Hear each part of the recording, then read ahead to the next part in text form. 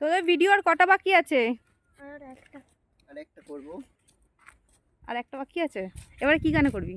কিশোরী কিশোরী কিশোরী নাকি কি শরীর? কিশোরী কিশোরী। না মানে তোমার কেমন শরীর সেইটাই বলছি। কিশোরী মানে হয়তো প্রিয়তমা, মানে তুমি আমার জান। ও, হবে হয়তো।